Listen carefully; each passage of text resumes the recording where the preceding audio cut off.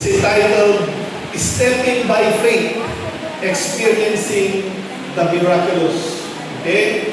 Marami sa atin ang naririnig natin yung salitang stepping by faith.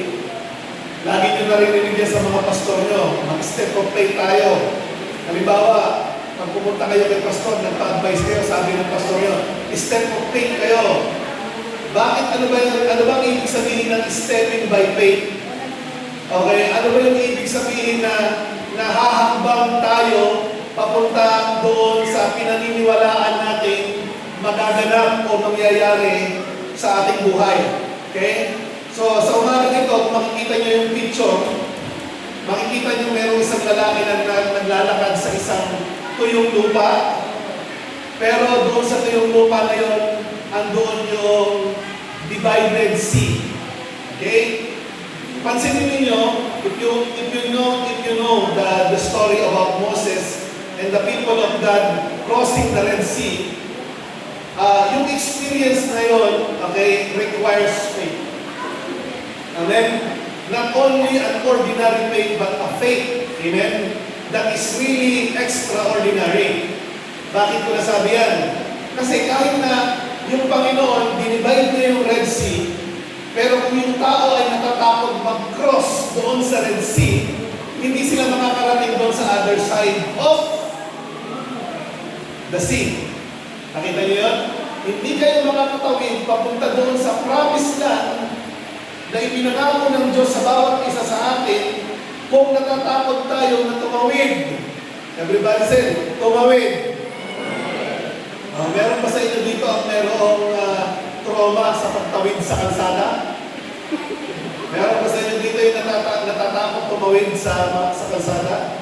Ako, meron ako mga kilalang ganyan. Kung hindi makahawakan yung kamay, hindi makakatawid ng kalsada. Meron silang trauma. Hello? Meron ganon. Okay? Kaya nga, ang sabi ko sa inyo, okay, katulad nung nakikita nyo sa harapan, ipagpalagay ninyo na lang na kayo yung tao na nandiyan sa harapan. Okay? Ang tanong ko, okay, mga kapatid, yung mga leader natin, katulad ni Moses na mayroong pananampalataya sa Diyos na naniniwala sa kaya niyang gawin, okay? Dahil doon sa pananampalataya ni Moses at pagsunod ni Moses, ang Panginoon, He divided the Red Sea. Nag-divide yung Red Sea. Ang tanong, noong na-divide ang Red Sea, tayo na mga sumusunod doon sa ating mga leader, ano ang gagawin natin? Pag nakikita mo na yung dagat ay nahati nga, pero yung dagat nandoon pa rin. The sea is still there, although it was divided, the ground is dry, yes, to walk into, but the thing is, are you willing to cross that Red Sea to go to the other side? Willing ba kayo? Maraming mga tao, nakikita nila yung mga himala sa buhay ng kanilang mga leader. Maraming mga tao, nakikita nila yung mga himala sa buhay ng ibang mananampalataya. Pero ang tanong, ikaw, kapatid, hindi mo ba alam na sa Bible, mga kapatid, maraming halimbawa, there are so many instances in the Bible. Slide number 2, please. There are many instances in the Bible that we can see, and it is proven that there are a lot of instances that people of God experience the miraculous. That's why I am confidently saying we are designed by God to experience the miraculous. Confidently saying that to you today. But experiencing the miraculous is a decision. Naiintindihan mo ba natin yun? Yes, maaaring narinig mo na gumagawa ka ng himala ang Diyos. Maaaring nakikita mo sa ibang taong nananampalataya sa Diyos na nakaranas na sila ng himala. Maaaring nakaranas ka na rin ng himala, maaaring maliit na karanasan ng himala ng Diyos. Pero naniniwala ka ba na ang Diyos na pinaglilingkuran natin ay kayang gumawa ng himala? Dahil idinisenyo ka ng Panginoon para makaranas ng mga himala sa buhay. We are designed by God to experience the miraculous. We are not designed by God only to experience the ordinary. We are called by God, even in the book of Acts, even in the Old Testament, there are so many instances that people who are willing, who are stepping by faith, experience the miraculous. Tatagalogin ko, Ilocanuhin ko pa sa inyo, tapos maawatan nyo nga nalaing. Ano kanya tayo kakabsat? Nakita tayo, di man mangyari, di doon mga tao, makikita tayo, oy, ni Kastoy, grabe, kada ti Himala, kada ti miracle na naranasan nga. Ni Pastor, ada miracle na naranasan nga. Ni Church tayo, ada ti naranasan ng miracle. Ni Kastoy, ada ti naranasan ng miracle. Itinamang ko tagta, si Kanay, kamusta ka? Ada ba maranasan ng miracle? Hello? Kahit kung sa word, damadang tibagin, numanpay si Kai tinamati, namin ano iti panagbiag mo, na nakaranas ka, iti milagro, iti panagbiag mo. No, kung nata yung mga milagro, kapsat, pag sinabi natin milagro, extraordinary, ang ibig sabihin, hindi ordinary. Supposed to be, hindi dapat nangyayari, pero nangyayari. Tama ba yun? Nakukuha natin yun. So, ngayon, ibabalik ko sa inyo, kamusta kayo sa inyong mga karanasan? Ang pamilya nyo ba nakaranas na ng himala? Ang personal na buhay nyo ba nakaranas kayo ng himala? Yung bang simbahan ay nakakaranas ng himala? Yung ibang tao ba na nananampalataya? Yung mga kakilala natin sa church na iba, meron ba silang nararanasan ng himala? Kaya ako sinasabi ko sa inyo, ang motive ng inyong pastor, ang panalangin ko, na sa pamamagitan ng mensaheng ito, pagkatapos ng mensaheng ito, that you will also desire to experience the extraordinary, because you are actually designed by the Lord to experience also the extraordinary. You are not designed for ordinary things only. But again, uulitin ko, ang makaranas tayo, pakinggan nyo ta, ang makaranas, kapatid, ng ekstraordinaryo o milagro ay kailangan pagdesisyonan at hindi ito pinapangarap lamang. Barangay nakaabay mo, nakasagana ka ba na mamati, nga mabalimbat na nangyari kanyang, nagitimang pangyari kitang mga namati. Yes. Kasi kahit nasabihin ko sa iyo, ngayong umaga ito, na tayo ay ginawa ng Diyos para makaranas din. Hindi lang naman puro milagro, pero hindi naman tayo kinreate lang ng Lord ng ordinaryo lang. Pwede rin tayo at kaya din natin at pwede rin natin maranasan ang extraordinaryo. Kaya lang, kailangan ng desisyon. Kailangan ng tamang pananampalataya para maranasan mo ang extraordinaryong karanasan. Slide number 3. Stepping out by faith or stepping by faith. Ang ibig sabihin nito or ano ba yung significance nito? It is essential because it shifts our reliance from human limitation of God's limitless power. Ang ibig sabihin niyan, mga kapatid, kaya natin sinasabi na mag-step of faith tayo kasi kapag tayo ay nag-step of faith, kaya hinahamon ko kayo na mag-step of faith din kayo sa pamilya ninyo, mag-step of faith din kayo personal, mag-step by faith tayo lalong-lalo na bilang isang simbahan dahil kapag tayo ay nag-step of faith, ang ibig sabihin naman yan, hindi na tayo nakadepende sa kaya lang natin gawin. Nakuha niyo yan? Hindi tayo nakadepende, magsisip tayo. Kailangan merong shift sa ating kaisipan, sa ating pananampalataya ng Panginoon. Gusto kong maranasan yung kaya mong gawin sa buhay ko. Pag gayon ang ginawa mo, kaya kong gagawin ito, Lord, dahil gusto kong maranasan ang kaya mong gawin. Ang ibig sabihin nun, nilipat ka na doon sa kaya mong gawin, ang sasabihin mo at step of faith mo ay, Lord, kakayanin mo ito kahit hindi ko kaya. Nagigets ninyo? Kahit maawatan tayo mga kapsat. So, experiencing or stepping by faith, experiencing the ordinary is a decision that you need to make by faith. Amen? It proves trust in His promises. Kapag nag-step of faith ka, pinapatunayan mo na nagtitiwala ka sa kanyang mga pangako. Nagtitiwala ka sa pagiging maging Diyos ng Diyos sa buhay mo. Hinahayaan mo si Lord na si Lord ay gumalaw sa buhay mo. Hallelujah! So, nakikita po ba natin ang ibig sabihin ng stepping of faith? Kaya ito essential. Ang mga Kristiyano kailangan masanay na nag-i-step of faith.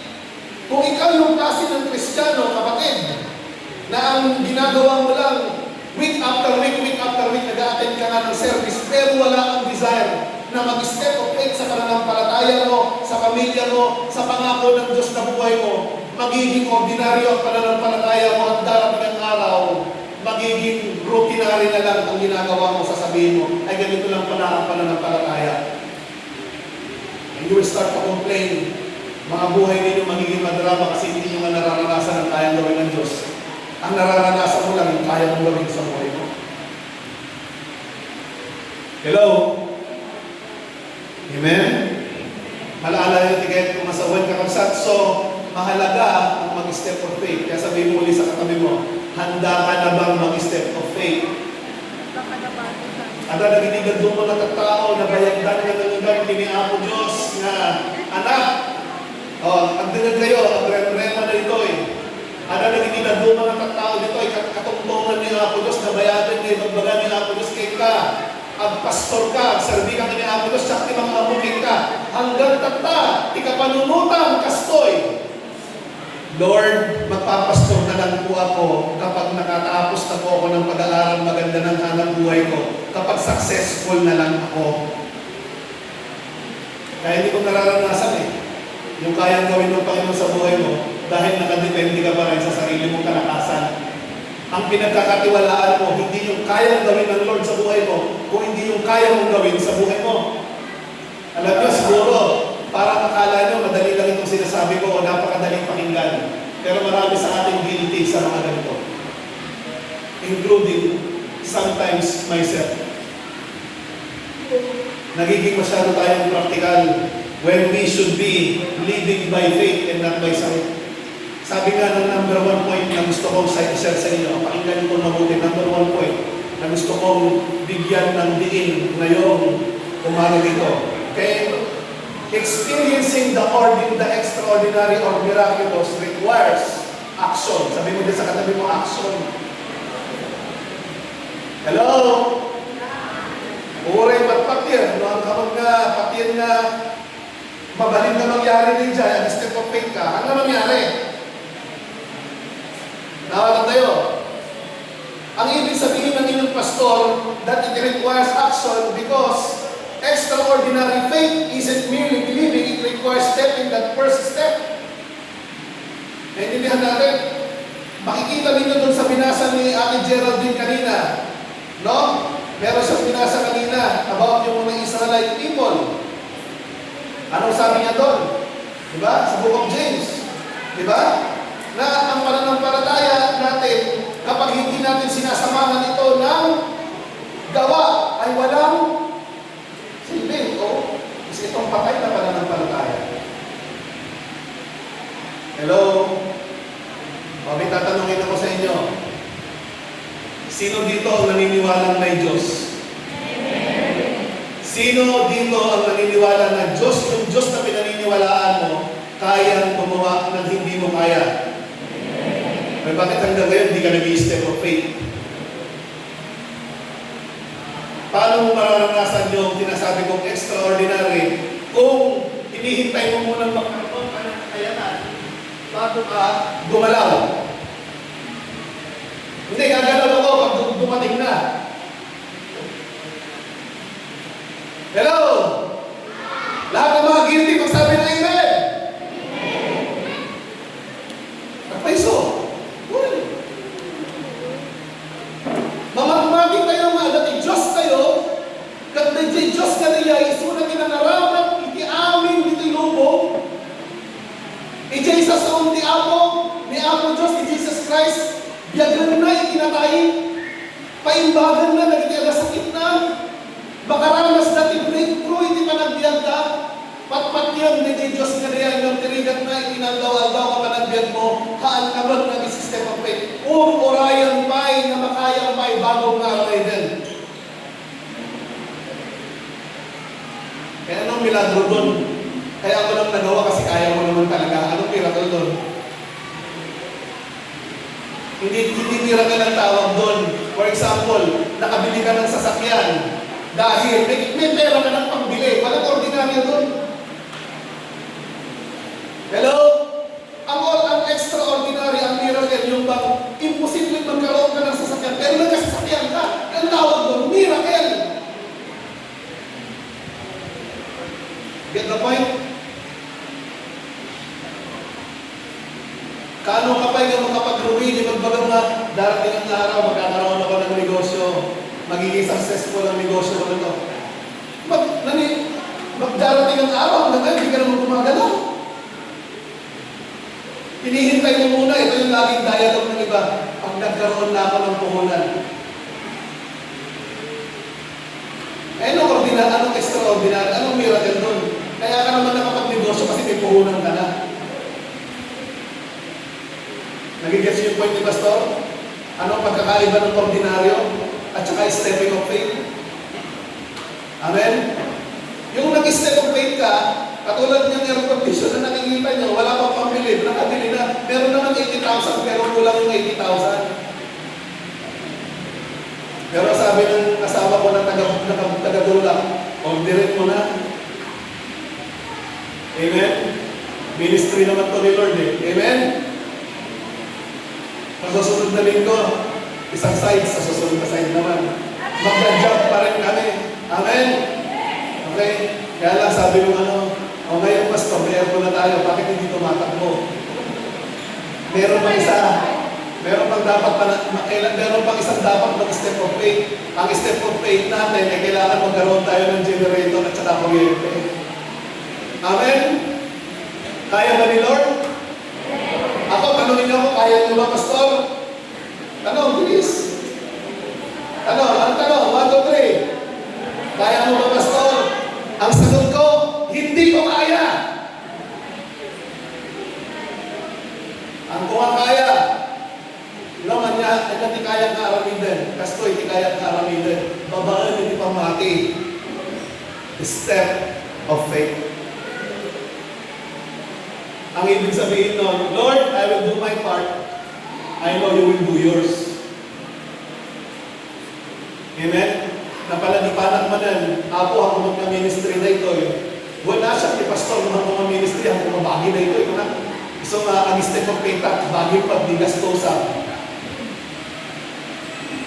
Di ba? Bagi na nga ron. Amen? Hello? Sino sa inyo naniniwala na itong ministry ito ay sa kay Lord? So lahat ng pangangailangan ng ministry ito, ipoprovide ng Lord. Amen? Kaya sabi niya dito, in the same way, faith. Kahit na may faith ka ng faith, hanggang ngayon naman hindi mo ginagamit yung faith mo. Ang tawag dyan ng Bible, dead faith. Without stepping by faith, without shifting from your strength to God's strength, to your ability to God's ability, then you will not experience the miraculous.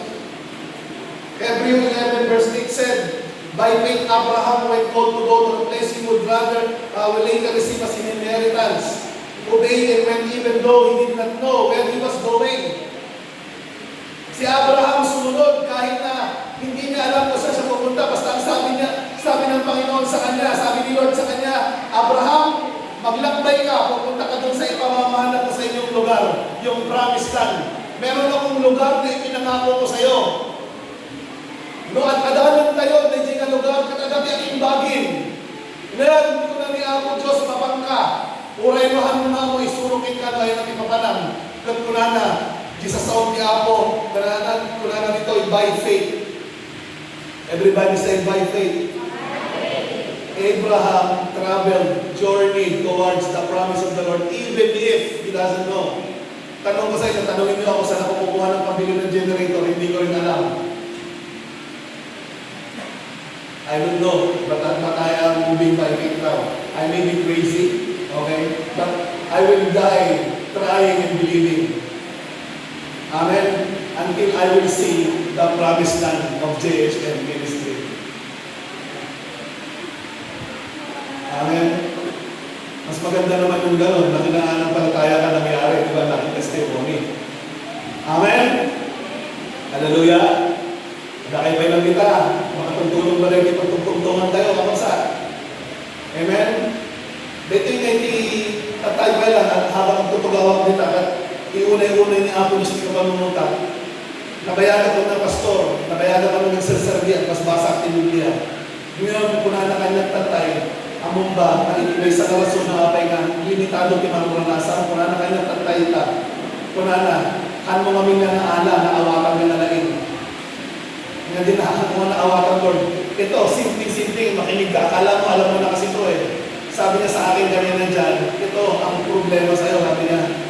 Naniniwala kang nandito ako, naniniwala kang kaya ko, walang imposible sa akin, pero hindi ka naman gumagalaw. Oo nga, no?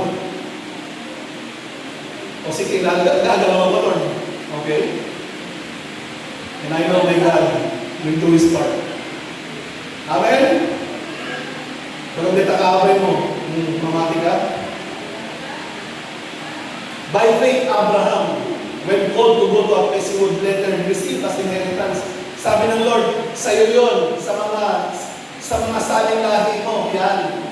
Pero, ang tanong, pinamana na, binigay na, pero hindi pa nila nakikita. Kailangan silang maglambay. Kailangan silang umaksyon, kailangan sumunod, kailangan mag-obey.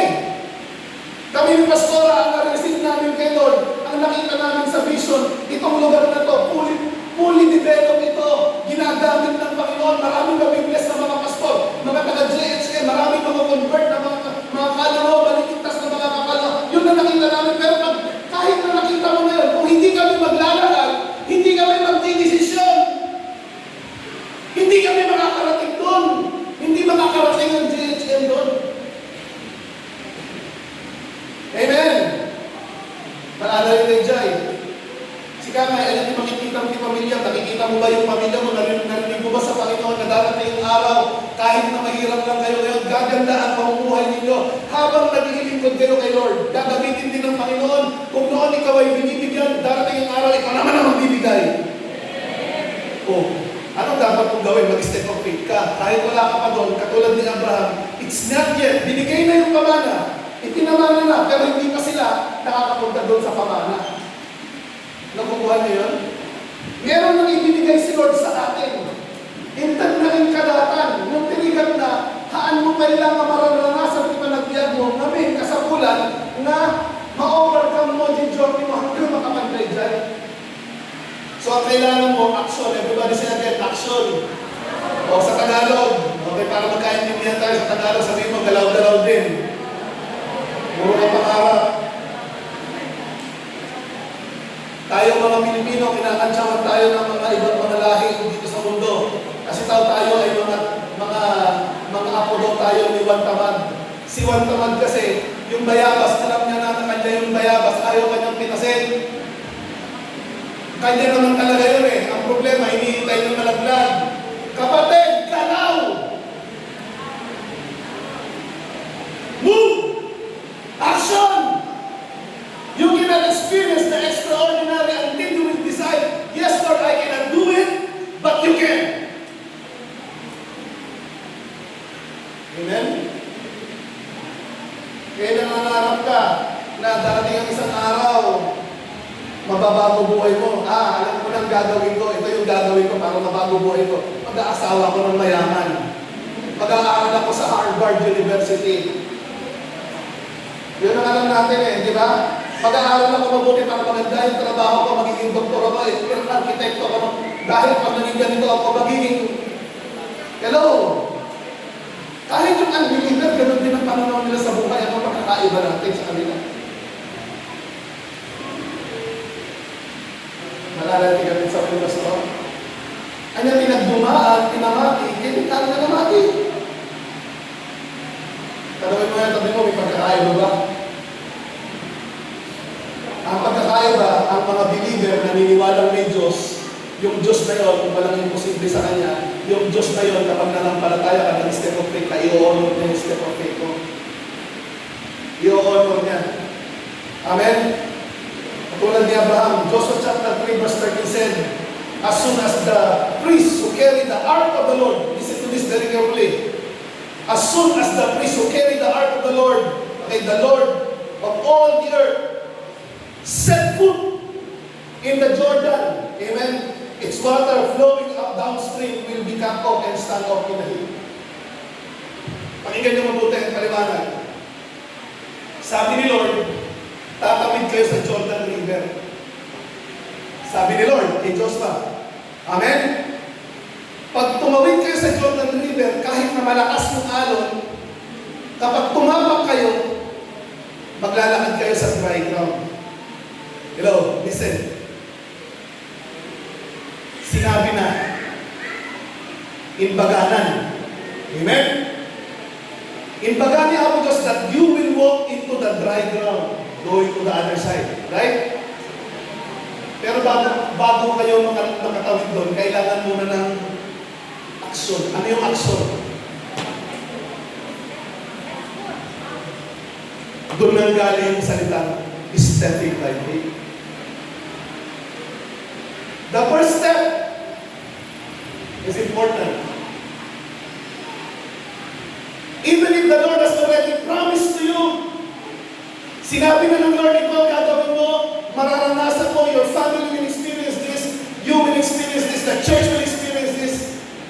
Amen? Pag wala kang step of faith, kapatid, pangarap lang yan. Narinig mo lang pero hindi mangyayari. Amen? Paalala natin ito sa stepping by faith. Stepping by faith is transitioning from what you can do to what God can do. Stepping by faith means, brothers and sisters, believing what the Lord has promised you. Amen? Not only by hearing it, but by doing and living according to it. Stepping by faith, paano mararanasan yung ihiwalay kung hindi ka naman willing na kumapa? Lagi mong iniisip, paano nangyari yan? Kasi yung panahon na yun, during the time of Joshua, malakas ang alon. I mean, malakas ang agos kasi river yun eh. River. Malakas ang agos, pero sabi na ng Lord, tomorrow, okay, sabi niya, consecrate yourself for tomorrow, I will do great things. Sabi ni Lord. Sinabi na, right? May pangako na. Nabasa na, kumbaga parang tayo, nagbabasa tayo ng Bible, sinabi na. Pero hindi nila mararanasan yun unless sundan nyo nga si Pastor. Anong susunod na step of faith? Hello? May mga nagre-rema ba sa puso ng bawat isa sa atin? Uray nung basa ni sa Santi Apo, makikita ang dagitang miracles ni Apo Diyos na mangyari, naging characters in the Bible, na musika, at kamawili ng step of faith, kapatid, never will you experience the extraordinary.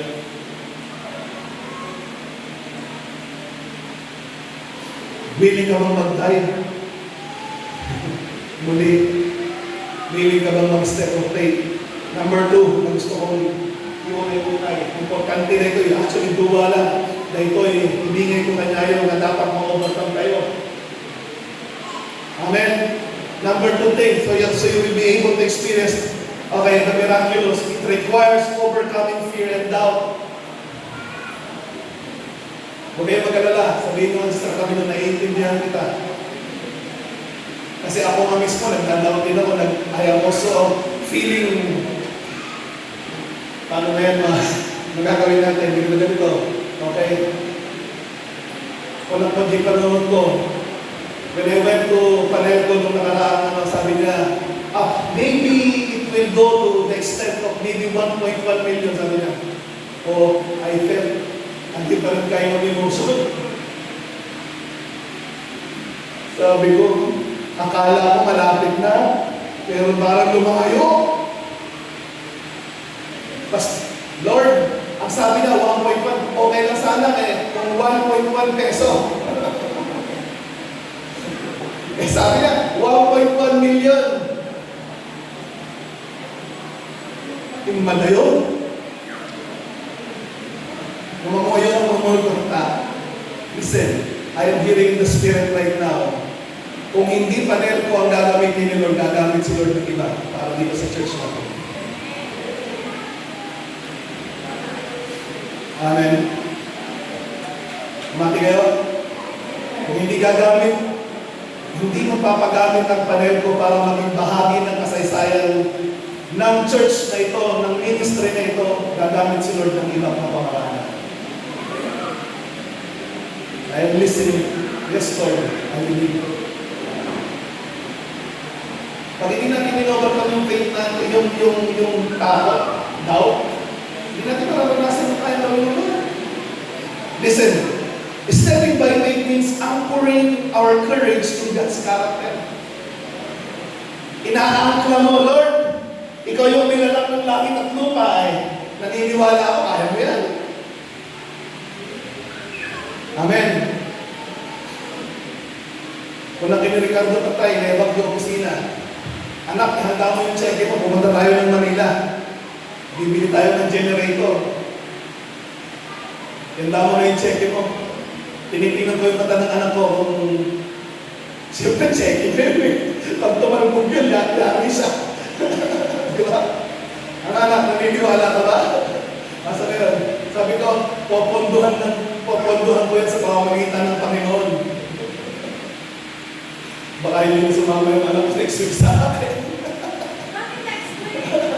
Ay, yun pala week na to. Ricardo, asa ka? Ganda mo yung cheque mo. Pumunta tayo ng Manila, bibili tayo ng generator. Amen? Amen? Nabig sa tinakot ni Pastor, tahan nga nagan na ni Manadao, kung nag-bounce ni cheque na.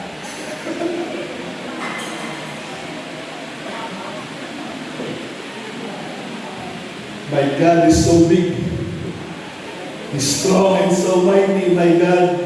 There's nothing my God cannot do.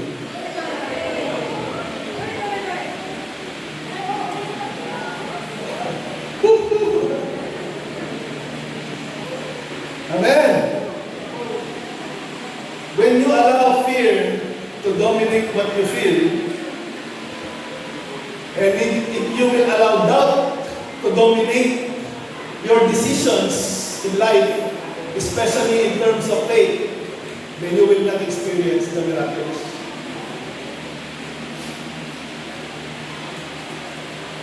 Hello? Sino sa inyo dito gustong makaranas ng himala? Gusto nyo ba taga-masigda lang kayo lagi ng himala? Yung ay kikitaan nyo lang, nagtitadumo ng tao, ay mararanasan ng himala. Sino sa inyo dito naniniwala? Ako din, kailangan meron din ako maranasan. Yung bang tipong, hindi ako kayang pag-aralin ng mga magulang ko, pero makapagtatapos ako ng pag-aaral ko.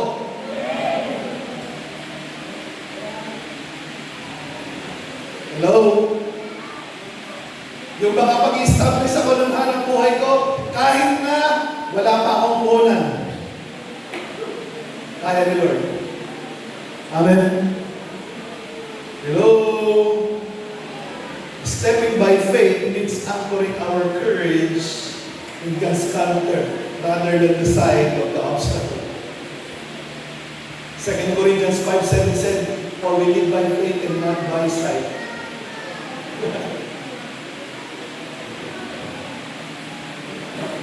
Meron akong 50,000 dito, Rex, sa may bulsa ko. Bibili tayo ng generator. 410,000 pesos.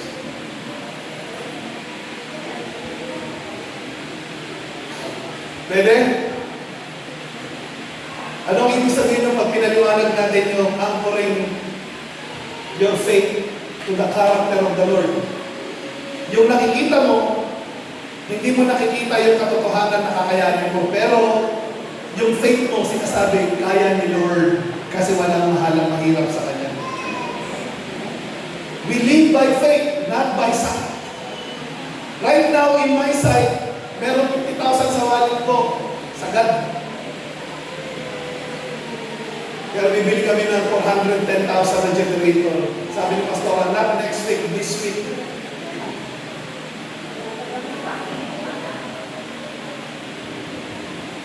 Oo. Ikaw nga eh, habang ibang-ibang kaabay mo ikaw, ano yung natanggap mo sa Panginoon na pangako, pero hanggang ngayon hindi mo nararanasan, kahit narinig mo na kasi hindi ka pa nag-i-step of faith. Ano yun? Ano yun? Come on. Because until now, you are living by sight.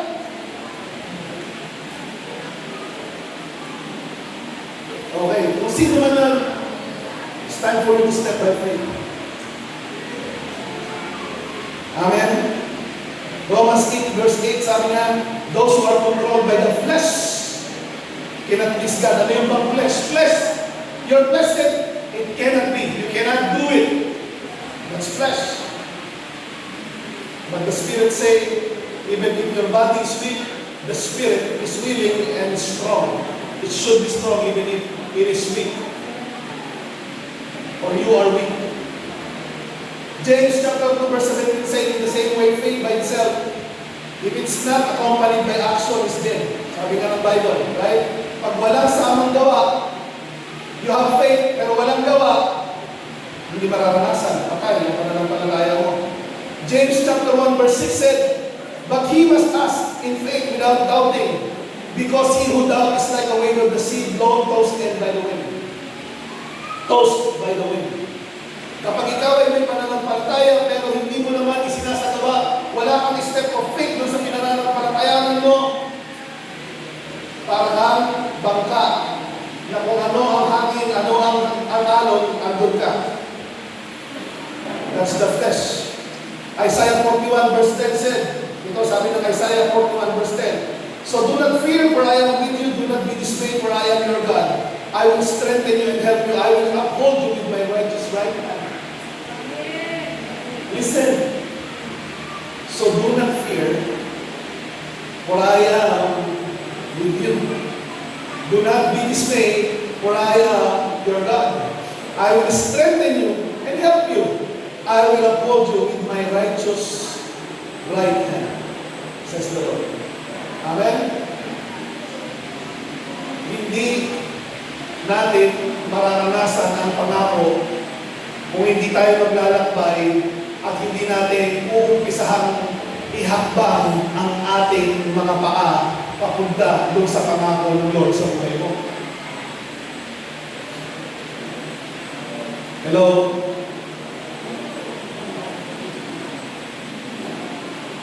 Matthew 14:29 said, God, he said, ito si Peter ito, sabi ng Panginoon sa kanya, when he saw Jesus Christ walking on water, living the extraordinary, exemplifying what a believer can also experience, sabi ng Panginoon sa kanya, come, he said. Then Peter got down of the boat and walked on the water and came towards Jesus. Tanong, naranasan ba ni Pedro ang naranasan ni Jesus Christ? Yes. Bakit? Kasi willing siya. Anong ginawa ni Pedro? Step out of the boat. The boat symbolizes what you can do, your ability, your capacity. But stepping out of the boat in faith means depending on what God will do. Amen. Dalawang bagay. Huwag niyo makalimutan. Gusto niyo maranasan ang extraordinary o miraculous? Kailangan na, number 1, action. 1, 2, 3. Sa Tagalog, galaw-galaw.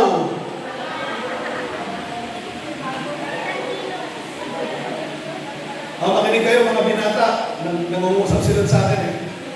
Yung mga binata dito na nangangarap na one day mag-uwi sila ng kanilang mapapangasawa at bubuo sila ng Kristiyanong pamilya na magiging blessing sa marami sa isang tahanan ibinigay ng Panginoon. Magsabi ng malakas na amen. Yung mga nangangarap, kako, yung mga naniniwala kaya silang ipagtayo ng Panginoon ang kanilang bahay. Anong gawin ninyo? Ngayon pa lang, tayuan ninyo na yung lugar na pagtatayuan nyo ng bahay. Lord, ito na yun. Amen. Hello? Number 2, kailangan ninyo, huwag makalimutan, action and over overcoming fear and doubt. Dalawang bagay na pumipigil sa karanasan natin maranasan ang extraordinary. Number 3, ito na yung value of stepping by faith. Stepping by faith pleases God and experiencing His reward. Kapag nag-step of God, nag-step of faith ka, hindi naman yung pinapangunahan mo. Hindi naman yung, I heard a lot of times na ang dahilan kung bakit daw kailangan tayo maghintay na lang hanggang sa tumanda at walang nangyari sa buhay mo, naghintay ka. For me, I will not wait. I'm going to step by faith. I'm going to live only once. Amen? Hindi po pa yung pangunguna yun, but you are claiming God's power on your step by faith.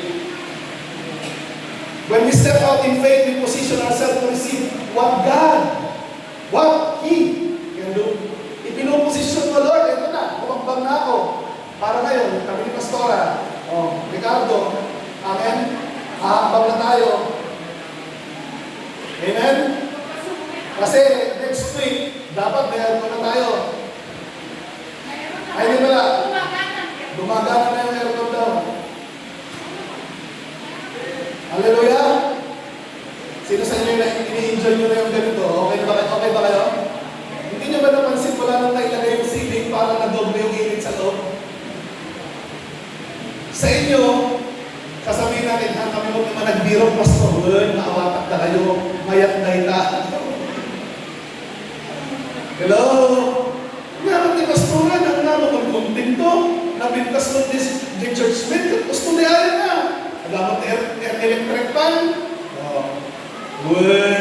Pasalamat tayo kay ni Ako Diyos. Mamati tayo kami din Diyos tayo. Kaya na aramidin, kakatong kabasol, na tumawag kay ni Ako. Ako na naman isa sa una. Listen to this. Hebrew 11 verse 6 sabi na, without faith, it's impossible to please God. So I want to exercise my faith. Now one day, ang bawat isa sa atin, pag nag-commit tayo, mas komportable tayo sa pagbuburi sa Panginoon. Sa Genesis chapter 15 verse 6, sabi niya, Abraham believed the Lord and it was credited to him as righteousness. He believed and that was credited to him as righteousness. Kaya nakikita ko dito, hindi mo masama, mga kapatid, na yung pinapanampalatayanan mo, hakbangan mo. Amen? Hindi po yung masasabi sa Panginoon na nalalaingatin ka at Lord, well, no, you clearly tell to the Lord, Lord, I am believing of what you can do. I want to exercise. Si Pedro, look at Peter. Si Peter, nandoon sila sa bangka. They are in the boat, right? Yun ang nagreto sa akin eh. They are in the boat, they are comfortable, they are safe in the boat. Nung nakita ni Pedro, si Jesus Christ naglalakad, sabi ni Pedro, Lord, sabi niya, can I also come? Ang tanong, anong sabi ng Panginoon sa kanya? No! Stay there. Ano ba sabi ni Lord? No, ang sabi ng Panginoon, come! You know why? Because it pleases the Lord that His disciple is going out of the boat because He wants to experience what He can do. Not what He can do Himself, but what Jesus Christ can do because of that faith. That's called stepping out in faith. Kapatid. Hallelujah. Last verse. Let us not become weary. Galatians chapter 6 verse 9 said, let us not become weary in doing good, for the proper time we will reap a harvest if we do not give up. Amen. Ready na ba kayo, mga kapatid, na mag-step of faith? Because according to the Bible, it pleases the Lord when we stretch our spiritual muscle, step by step, going out of the boat, amen, believing what God will do. Amen. Kaya tayo tumayo. Magpa-practice tayo muna. Humarap ka